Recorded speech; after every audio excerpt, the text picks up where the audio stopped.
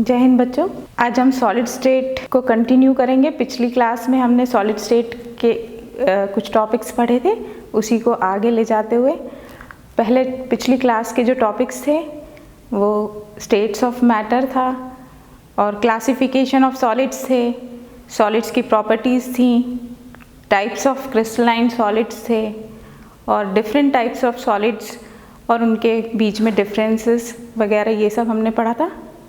आज की क्लास में हम सॉलिड स्टेट का नेक्स्ट टॉपिक जो कि क्रिस्टल लैटिस है उसके बारे में पढ़ेंगे।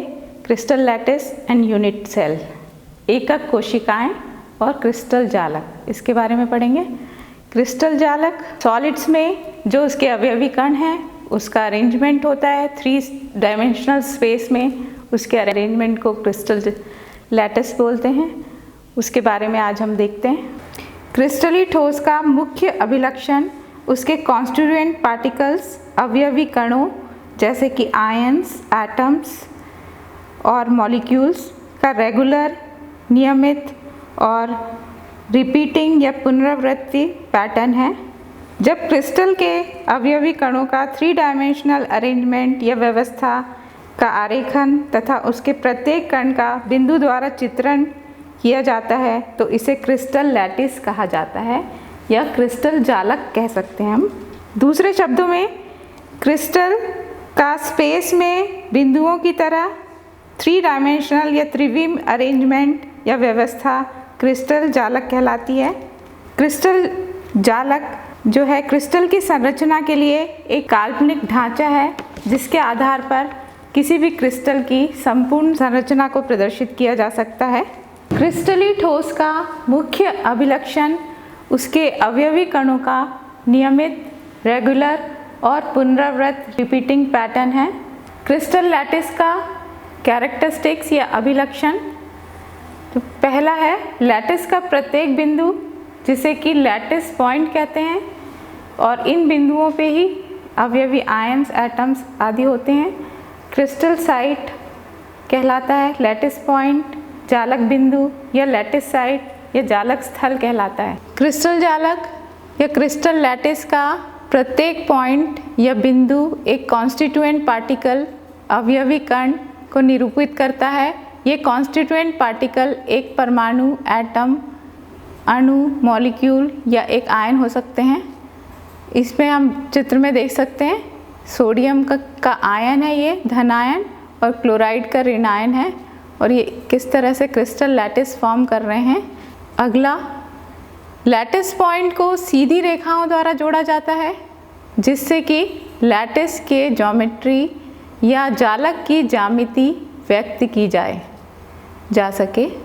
इस चित्र में हम देख सकते हैं कि लैटिस पॉइंट्स को, सारे लैटिस पॉइंट्स को रेखाओं द्वारा जोड़ दिया गया है और इससे इसकी ज्यामिति स्पष्ट हो रही है। और यहाँ पर ये जो एटम्स दिख रहे हैं ये एक्चुअल अरेंजमेंट है एटम्स का क्रिस्टल में।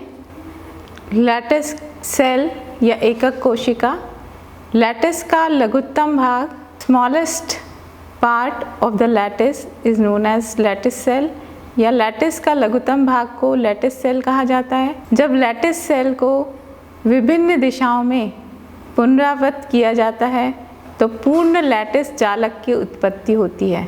यहाँ पर हम इस चित्र में देख सकते हैं इसके 3 एक्सिस हैं, ए, बी और सी।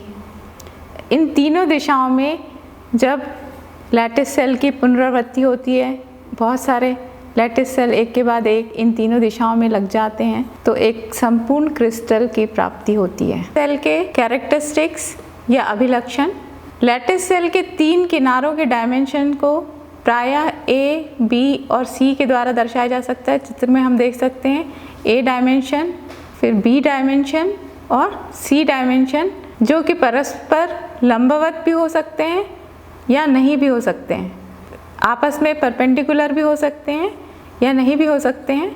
इस तरह से इसके 3 डायमेंशंस होते हैं। लैटिस सेल के किनारों के मध्य कोण को अल्फ़ा, बी और सी के, बी एवं सी के मध्य का जो कोण है उसको अल्फ़ा से, ए और सी के मध्य का जो कोण है उसको बीटा से, एवं ए और बी के मध्य को गामा के द्वारा दर्शाया जाता है। ये सब इनके किनारों के मध्य के कोण हैं, अल्फा, बीटा एवं गामा।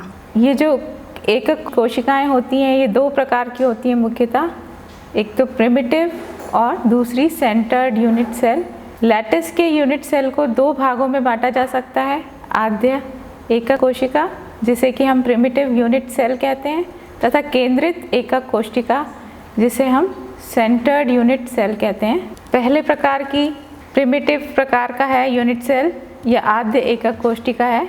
इनके लैटिस जिनके यूनिट सेल एकक कोशिका के कॉन्स्टिट्यूएंट पार्टिकल्स या अवयवी कण केवल कॉर्नर पोजीशंस पर सिर्फ कोनों पर ही उपस्थित होते हैं, तो ऐसी कोशिका में इस प्रकार की कोशिका जो कि प्रिमिटिव यूनिट सेल कहलाती है, इसमें जो इसके अवयवी पार्टिकल्स हैं, अवयवी कण हैं, वो सिर्फ कॉर्नर्स पर ही उपस्थित होते हैं, सेल के कॉर्नर्स पर ही पाए जाते हैं। आप इस चित्र द्वारा देख सकते हैं। दूसरे प्रकार की जो एकक कोशिका है ये सेंटर्ड यूनिट सेल कहते हैं, जिसे हिंदी में केंद्रित एकक कोशिका कहा जाता है। लैटिस के ऐसे यूनिट सेल या एकक कोशिकाएं जिनमें कॉन्स्टिट्यूएंट पार्टिकल्स या अवयवी कण इनके कोनों पर तो होते ही होते हैं, उसके अतिरिक्त ये अन्य स्थितियों पर भी उपस्थित हो सकते हैं, जैसे कि उनके फलक पर या फेस पर या उनके सेंटर में।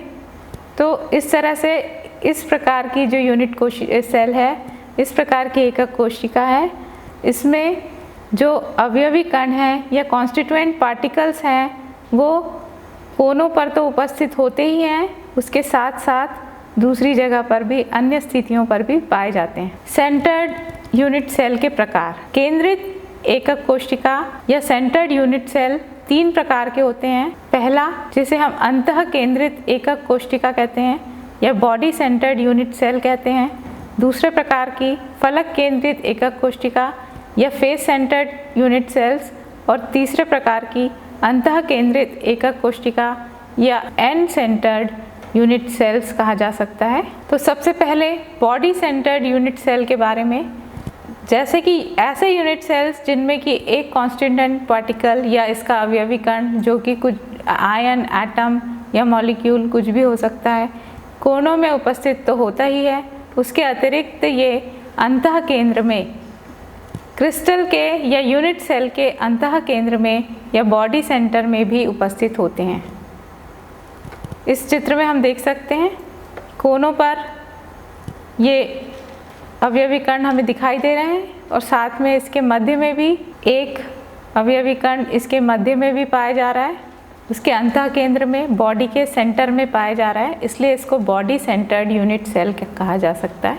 फलक केंद्रित एकक कोशिका या face centred cubic cell, face centred unit cells, इसमें कि जैसा कि नाम है कोनों के अतिरिक्त क्रिस्टल के सेल के यूनिट सेल के कॉर्नर्स पे तो कॉन्स्टिट्यूएंट एटम्स या अवयवी कण उपस्थित होते ही हैं, उसके साथ ही इनके फलक पर भी पाए जाते हैं। आप चित्र में देख सकते हैं हर फलक पर एक एक एटम या आयन दिखाई दे रहा है, जिसकी वजह से इसे फेस सेंटर्ड या फलक केंद्रित एकक कोशिका भी कहा जाता है। अगले प्रकार का केंद्रित एकक कोशिका जिसे कि अंत्य केंद्रित एकक कोशिका या एंड सेंटर्ड यूनिट सेल्स कहते हैं।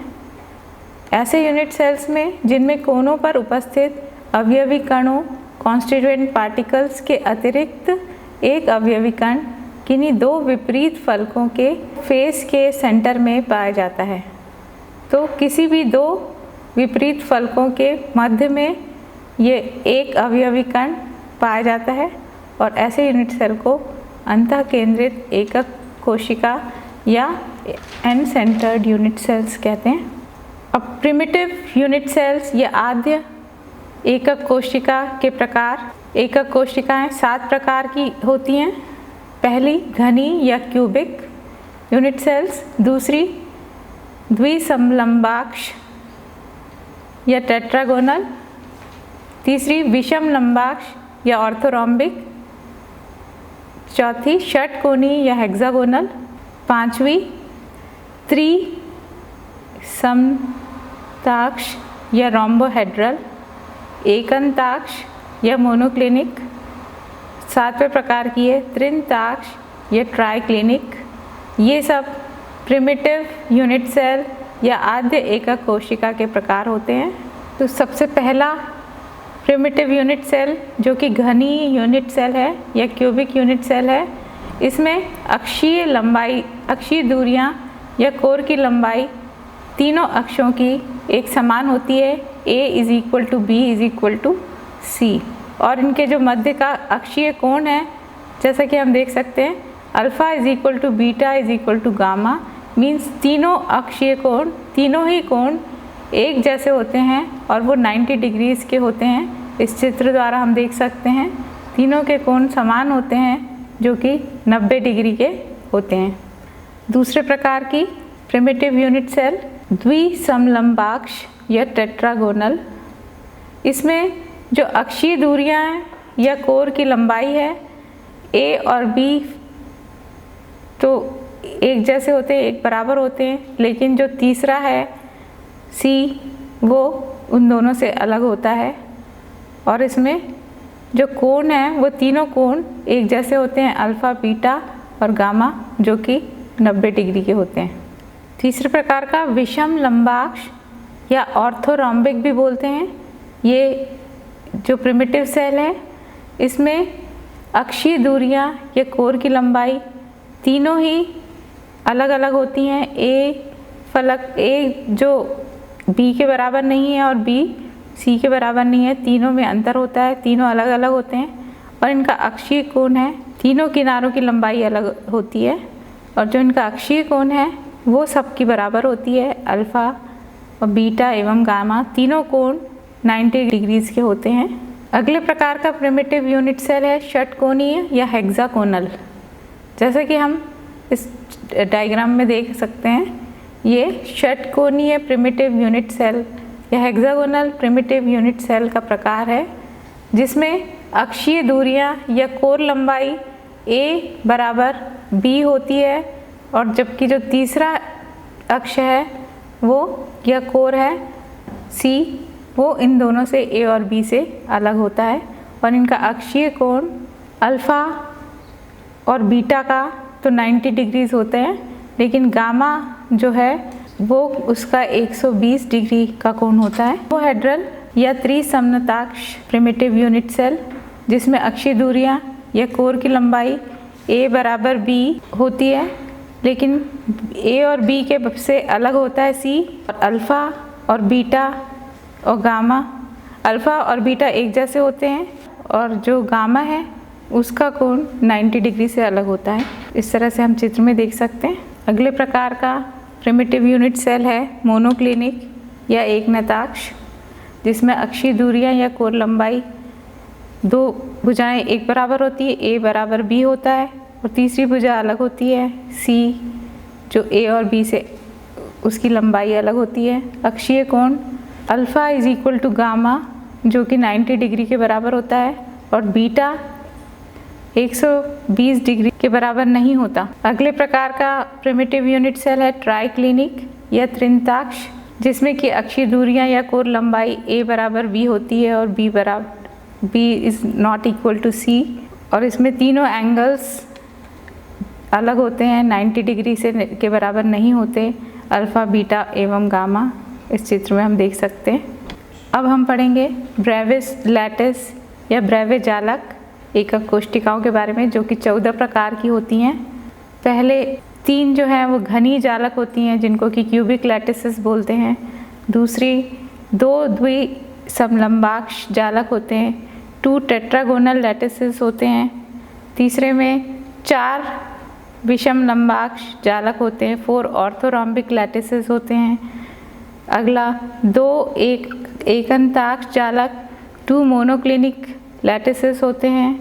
षटकोणीय जालक होता है, एक हेक्सागोनल लैटिस होता है। त्रिसमताक्ष जालक होता है, रोम्बोहेड्रल लैटिस होता है। और त्रिंताक्ष या ट्राइक्लिनिक जालक होते हैं। ये इनके चित्र हैं। सभी भुजाएं समान, जो पहले प्रकार का है 3 घनी जालक, जो कि क्यूबिक लैटिसेस भी कहा जाता है जिन्हें। इनमें सभी भुजाएं समान एवं सभी फलकों के मध्य 90 डिग्री का कोण होता है। और ये पहले को आद्य अथवा सरल या प्रिमिटिव और सिंपल कहते हैं, जिनमें सभी भुजाएं समान होती हैं। और दूसरा जो अंतः केंद्रित या बॉडी सेंटर्ड है, और तीसरे प्रकार का फलक केंद्रित या फेस सेंटर्ड यूनिट सेल्स होते हैं, क्यूबिक लैटिसेस।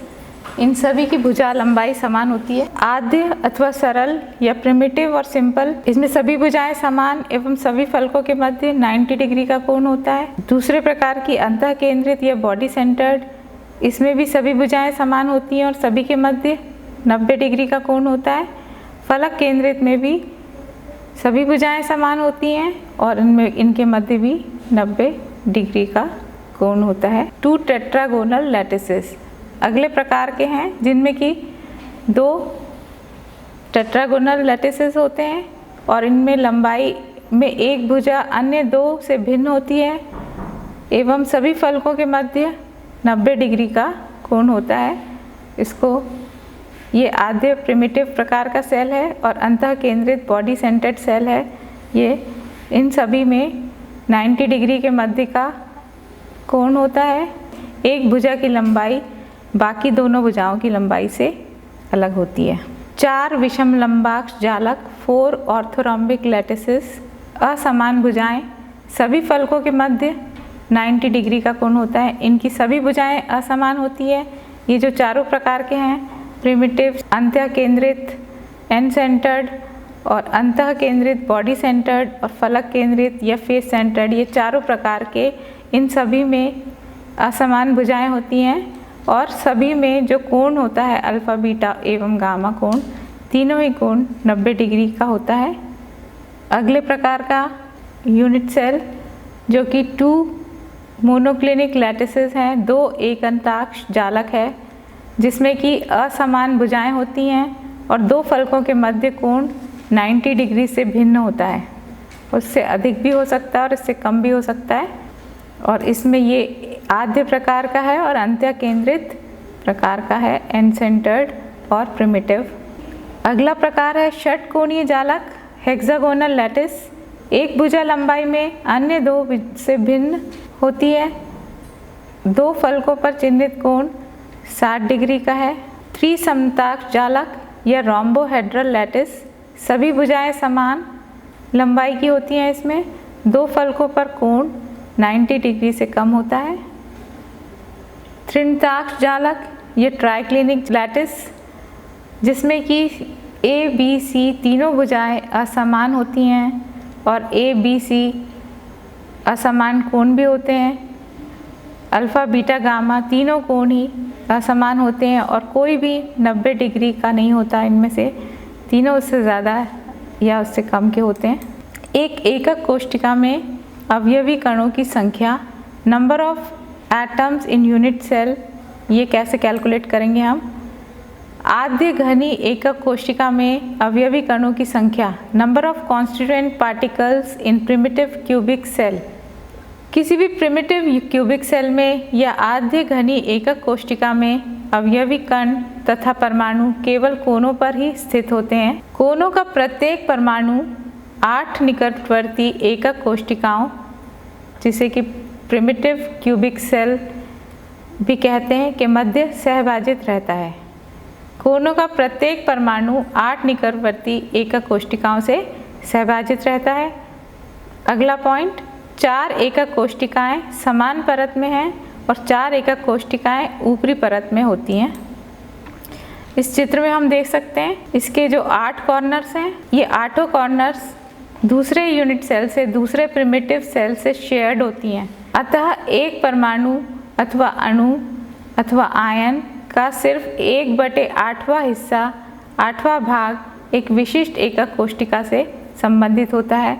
बाकी दूसरे यूनिट सेल से शेयर्ड होते हैं और जो एक कॉर्नर पे इसके पास उपलब्ध परमाणु या आयन या एटम की संख्या होती है वो 1/8 होती है और इसके 8 कोने हैं तो 1/8 परमाणु, हर 8 कोनों पर 1/8 परमाणु उपलब्ध होते हैं। आद्य घनी एकक कोशिका में अवयवी कणों की संख्या, number of constituent particles in primitive cubic cell. तो जो प्रिमिटिव यूनिट सेल है, जो आधे घनी एकक कोशिका है, उसमें परमाणुओं की संख्या, क्योंकि उसके 8 कॉर्नर्स होते हैं और 8 कॉर्नर पे 1/8वां हिस्सा उपलब्ध होता है। चूँकि कुल मिलाकर प्रत्येक घनी एकक कोशिका में उसके कोनों पर 8 परमाणु उपस्थित होते हैं, अतः एक एकक कोशिका में परमाणुओं की कुल संख्या 8 × 1/8 होगी, जो कि 1 परमाणु के बराबर होगी। तो कुल परमाणुओं की संख्या या आयनों की संख्या किसी भी एकक कोशिका में प्रिमिटिव यूनिट सेल में 1 होती है। अंतः केंद्रित घनी एकक कोशिका में अवयवी कणों की संख्या, number of constituent particles in body centred cubic cell और BCC। एक अंतः केंद्रित घनी BCC एकक कोशिका में एक परमाणु उसके प्रत्येक कोने पर और इसके अतिरिक्त परमाणु उसके अंतः केंद्र में भी होता है। इस तरह से हम इसका चित्र देख सकते हैं। एक अंतः केंद्रित घनी एकक कोशिका की संरचना, ओपन स्ट्रक्चर इस प्रकार का होता है। ये 8 कॉर्नर्स हैं और बीच में एक सेल है। अतः एक अंतः केंद्रित घनी एकक कोशिका के परमाणुओं का वास्तविक भाग, actual proportions of atom belonging to a body centred cell, 8 corners पे 1/8वां हिस्सा, 8 कोनों पर 1/8वां हिस्सा उपलब्ध होता है प्रति कोने पर। 8 × 1/8 = 1 परमाणु। एक परमाणु हो गया 8 कॉर्नर्स पे, कुल मिलाकर 1 परमाणु। और अंतः केंद्र में, इसके केंद्र में 1 परमाणु होता है। तो कुल मिलाकर कुल एकक कोशिकाओं में कुल परमाणुओं की संख्या 2 होती है। एक तो उसके कॉर्नर पे और एक परमाणु जो उसके मध्य में पाया जाता है, दोनों मिलाकर इसकी संख्या 2 हो जाती है। तो अंतः केंद्रित परमाणु में, ये यूनिट सेल में जो परमाणुओं की संख्या है वो 2 होगी। फलक केंद्रित घनी एकक कोशिका में अवयवी कणों की संख्या, number of constituent particles in face centred cubic unit cell. फलक केंद्रित घनी या FCC एकक कोशिका में परमाणु सभी कोनों पर होते हैं और घन के सभी फलकों के केंद्रों पर पाए जाते हैं। एक फलक केंद्रित घनी एकक कोशिका की ओपन संरचना, फेस सेंटर्ड क्यूबिक सेल को इस तरह से हम देख सकते हैं, इस चित्र में देख रहे हैं। इसमें 8 कॉर्नर्स पर सेल होते हैं, 8 कॉर्नर्स पे एटम होते हैं या परमाणु होते हैं और साथ में हर फलक पे 1-1 परमाणु होता है और हर एक परमाणु जो कि फलक पे उपस्थित है वो दूसरे यूनिट सेल के परमाणु से साझा करता है। तो इस प्रकार 1/8 परमाणु, उसके 8 कोनों पे परमाणु 1/8, तो बराबर हो गया 8 × 1/8 = 1, एक परमाणु। 6 फलक केंद्र पे परमाणु है जिसका कि हर फलक पर 1/2 हिस्सा ही उसका उपलब्ध है। एक सेल को वो 2 के बीच में शेयर्ड रहता है, इसलिए एक सेल के पास उसका हर फलक पे 1/2 हिस्सा उपलब्ध होता है। कुल 6 फलक होते हैं एकक कोशिका में, तो 6 × 6 × ½ = 3। तो फलक केंद्रित घनी एकक कोशिका या जिस हम face cubic centred unit cell की बात करें, FCC की बात करें, तो इसमें परमाणुओं की कुल संख्या होती है 1 + 3 = 4। तो टोटल नंबर ऑफ एटम्स और ions present in FCC face cubic centred unit cell = 4। इस तरह से हम इसका कैलकुलेशन कर सकते हैं। हमने अभी तक जो भी टॉपिक्स पढ़े आज के, उन पर आधारित कुछ प्रश्न हैं। तो पहला प्रश्न है, चालक बिंदु से आप क्या समझते हैं? दूसरा प्रश्न, एकक कोशिका को या यूनिट सेल को अभिलक्षणित करने वाले पैरामीटरों के नाम बताइए। अगला प्रश्न, निम्नलिखित में विभेद कीजिए। पहला, षटकोणीय और एकंताक्ष या मोनोक्लिनिक एकक यूनिट सेल, एकंताक्ष एकक कोशिका, और दूसरा फलक केंद्रित और अंत्य केंद्रित एकक कोशिका। फलक केंद्रित मीन्स FCC और अंत्य केंद्रित मीन्स सेंटर्ड यूनिट सेल। अगला प्रश्न, एक अणु की वर्ग निविड संकुलित परत में द्विविम या 2 डायमेंशनल उप सहसंयोजन संख्या क्या है? उप सहसंयोजन, और इसे हम कोऑर्डिनेशन नंबर भी कह सकते हैं। अगला प्रश्न, स्पष्ट कीजिए कि एक घनीय एकक कोष्ठिका में कोने और अंतः केंद्र पर किस प्रकार से व्यवस्था होती है और उसमें उपस्थित परमाणु का कितना भाग सन्निकट कोष्ठिका से सहभाजित होता है। अगला प्रश्न, अब ये कुछ मल्टीपल चॉइस क्वेश्चंस हैं। इसमें सीजियम क्लोराइड का प्रत्येक क्लोराइड कितने सीजियम से संकुलित है, अर्थात सीजियम क्लोराइड की जो संरचना है उसमें क्लोराइड का एक आयन कितने सीजियम के आयन से घिरा हुआ है। अगला प्रश्न, फ्रैंकेल दोष प्रदर्शित नहीं करता, इनमें से कौन से क्रिस्टल्स ऐसे हैं जो फ्रैंकेल दोष प्रदर्शित नहीं करते। अगला प्रश्न, विद्युत का सबसे अच्छा सुचालक निम्नलिखित में से कौन सा है? हीरा, ग्रेफाइट, सिलिकॉन और कार्बन। कार्बन का अक्रिस्टलीय रूप, इनमें से सबसे अच्छा विद्युत का सुचालक कौन सा है? अगला प्रश्न, विभिन्न क्रिस्टल तंत्रों में कुल कितने त्रिविम जालक या ब्रेवे जालक प्राप्त होते हैं? नेक्स्ट क्वेश्चन, हीरा है एक किस प्रकार का ठोस है ये बताना है। हाइड्रोजन बंध युक्त ठोस है, आयनिक ठोस है, या सहसंयोजक ठोस है, या कांच है। अगला प्रश्न, फ्लोराइड संरचना में कैल्शियम Ca2+ आयनों की कोऑर्डिनेशन संख्या होती है, अर्थात उसमें कितने फ्लोराइड कैल्शियम से घिरे होते हैं ये बताना है। तो 4, 6, 8 या 3, इनमें से कितनी संख्या होती है।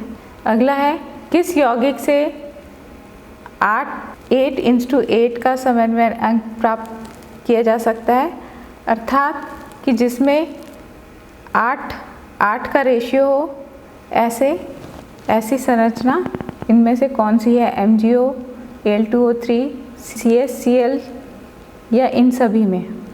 अगला प्रश्न, काय केंद्रित घनी जालक की समन्वय संख्या होती है 8, 12, 6 या 4। यूनिट सेल का घनत्व किस प्रकार से, कौन से सूत्र से ज्ञात कर सकते हैं? सीजियम क्लोराइड क्रिस्टल की अंतरा आयनिक दूरी निम्न में से कौन सी होगी, ये बताना है आपको। अगला प्रश्न, अंतः केंद्रित घनी यूनिट सेल में परमाणुओं की संख्या कितनी होती है? 1 होती है, 2 या 3 या 4। निम्नलिखित में से कौन सा समीकरण ब्रैग का समीकरण है? अगला प्रश्न, सहसंयोजक क्रिस्टल का रचक घटक है परमाणु, अणु, आयन और उपयुक्त सभी। NaCl क्रिस्टल की इकाई कोशिका में उपस्थित सोडियम परमाणुओं की संख्या कितनी होती है? 1, 2, 3 या 4, ये बताना है आपको। अगला प्रश्न, शुष्क बर्फ ठोस कार्बन डाइऑक्साइड किस प्रकार का क्रिस्टल है? आयनिक, सहसंयोजी क्रिस्टल है, आणविक क्रिस्टल है या धात्विक क्रिस्टल है। NaCl क्रिस्टल की संरचना किस प्रकार की होती है? द्विसमलंबाक्ष, घनीय, विषमलंबाक्ष, एकंताक्ष, किस प्रकार की संरचना प्रदर्शित करता है इनमें से NaCl का क्रिस्टल। अगला प्रश्न, NaCl क्रिस्टल में प्रत्येक Na आयन कितने क्लोराइड आयनों से घिरा है ये बताना है। 3 क्लोराइड आयन से, 8 क्लोराइड आयन से, 4 क्लोराइड आयन से अथवा 6 क्लोराइड आयनों से। KCl क्रिस्टल में किस प्रकार का जालक पाया जाता है?